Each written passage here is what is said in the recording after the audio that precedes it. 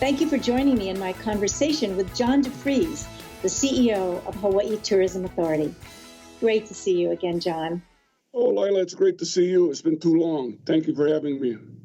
Where is HTA now? Where are we going? And what do you envision for the future of tourism as the travel industry opens up?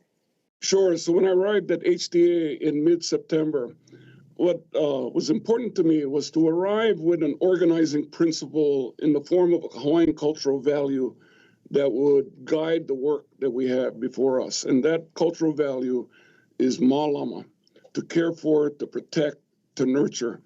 Day one, the staff here at HTA heard me talk about the mālama mindset. It required an elevated consciousness about the nature of our work, the importance of our work, and the fact that in a pandemic environment, caring for ourselves, caring for our families, our neighborhoods, our school districts are all central to us providing a safe environment for one day welcoming the visitors back at scale. At that point, we have an obligation to really mālama the visitor, but at the same time, educate the visitor on how to mālama us as a place, as a people, and as a society. Kind of principle and philosophy is now guiding the work, and I've been here for 5 months and couldn't feel more honored and privileged, actually. Well, it's pretty exciting, actually, the impact and the influence that HTA can have on every island. Beyond the economics of it, right? 216,000 employees in the visitor industry, ending 2019 with 10 million plus visitors, 2 billion in state tax revenue. You get all that economics out of the way, and it still comes down to the most fragile aspect is that we've got to be able to trust one another to get through this. The resident population has to be able to trust that industry leadership is not just trying to replicate the successes of the past, that there were impacts on our natural environments, there were impacts within our communities, there's been cultural degradation in certain areas.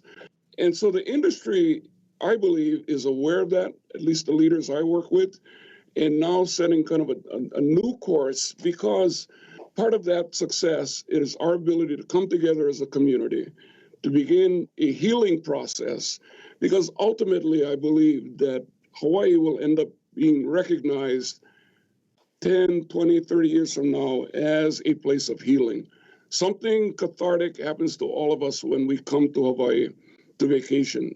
We can't explain it all the time, but there's something connected to our culture, Hawaiian culture, multicultures, the Kama'aina way of life, the ability to coexist in relative harmony, certainly not perfect, but as we look across the nation today, Hawaii's example becomes more important to America and more important to the world.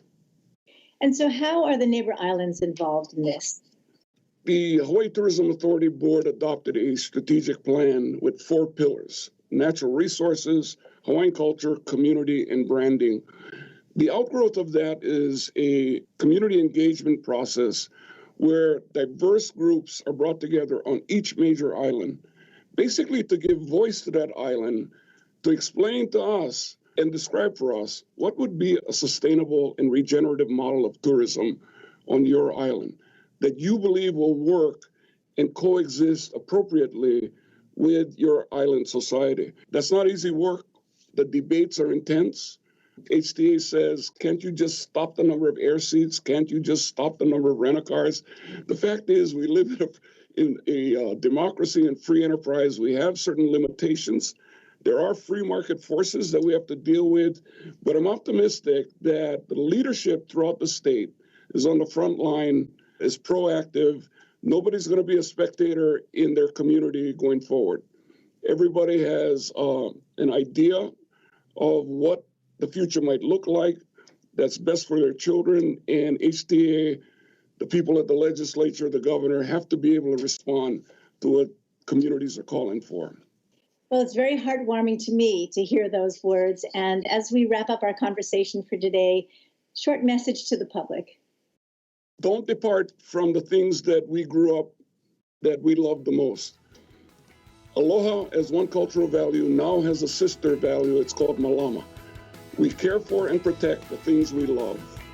Thank you very much. And our longtime friendship is something we will protect as well. Thank you. Absolutely. Good to see you, Lila. Mahalo for listening in on my conversation with John DeFries, who's the CEO of the Hawaii Tourism Authority.